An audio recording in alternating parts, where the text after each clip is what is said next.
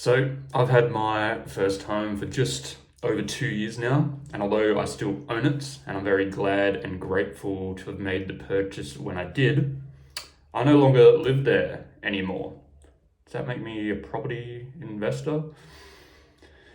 Anyway, although I still treat this as the best financial decision I've made to date, there is a, a big exception to that, and hopefully in this video over the next couple of minutes I'll go over that with you and share it and help you decide if now or when is the best time to purchase your first home.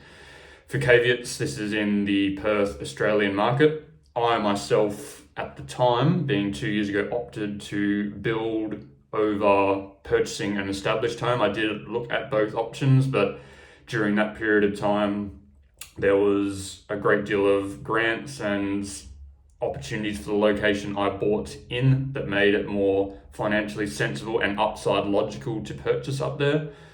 The location is the northern suburbs of Perth, where I ended up building, and it was a up-and-coming suburb, to say the least. It was an area, pretty much if we're talking the Alkimos and surrounds, it was a very high supply and high demand location. And generally when we're talking investment strategies, you'll see a lot of people, especially Eastern staters, say looking for high demand but low supply. And essentially all that means is you want a location that people want to be in, but you don't want a lot of homes or land available that's going to curtail that supply and make it easily accessible for everyone. The benefit to a high supply, high demand location is the prices are generally better suited for entry-level purchases. And one of my opinions when it comes to purchasing your first home or first investment, depending on how you're going to treat it and see it, is it's very unlikely, depending on the stage of life that you're at, your first purchase is going to be your forever home. So it doesn't really make logical sense to get wrapped up in a super emotional purchase going for the blue chip best location property that you can financially stretch towards or potentially put yourself into a bad position for. Again, not stingent financial advice, but it was just a logical sense that I went through. I didn't know or expect myself to be there long term. Seeking into that arrangement though, that was the big exception of the situation. We moved in, the location, the area very close to the proximity of the beach, which for WA logic, that was another approach that I made, is the closer you can be to the beach, the better upside that is. And I knew long term that the demand would still be in that location, and naturally with the land and homes in general, the supply would naturally drop. So if you're looking at it long term, the investment strategy in my head was it could work out for that.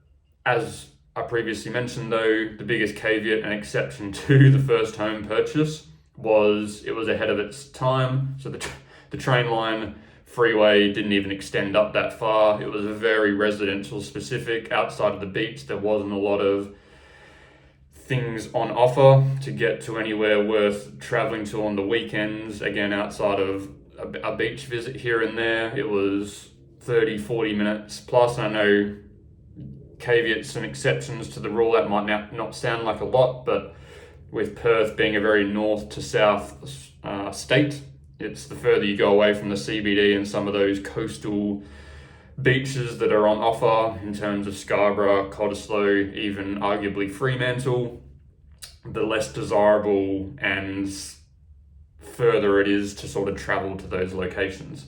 So that was the big exception, was did it make sense to purchase somewhere early on that was better financially, was able to afford without stretching the budget and all those factors, or should I stretch myself and buy somewhere where we're living now but potentially be in a harder financial position because back then it wasn't as feasible to make that purchase.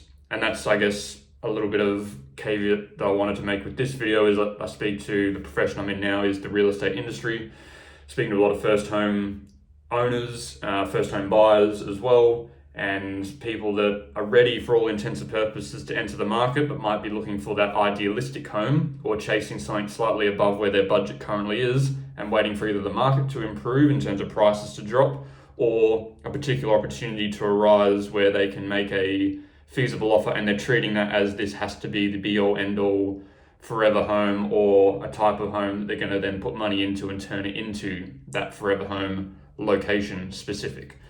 And I sort of, as the video's gone so far, my exception to that rule is I feel like you should start with the journey that you're at and treat it as chapters and layers to your property journey.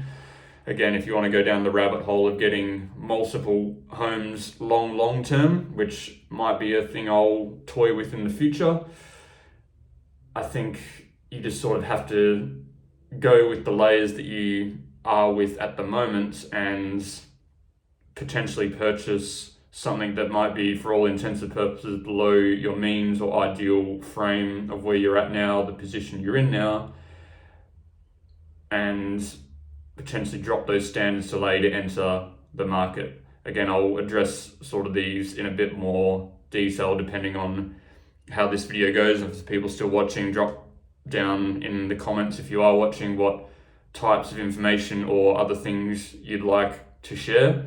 But that's the big exception to the first home purchase that I made when I went through the build process. Was simple matter of fact, it was slightly ahead of its time for the location that we're in.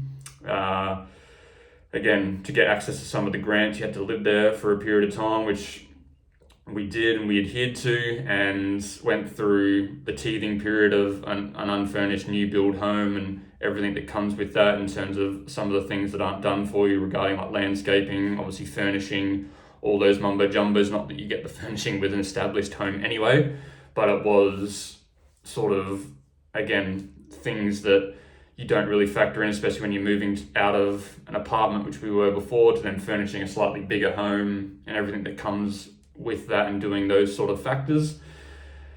Now, location-wise, we're obviously a lot more closer to the city, and I'll address that sort of frame in future videos.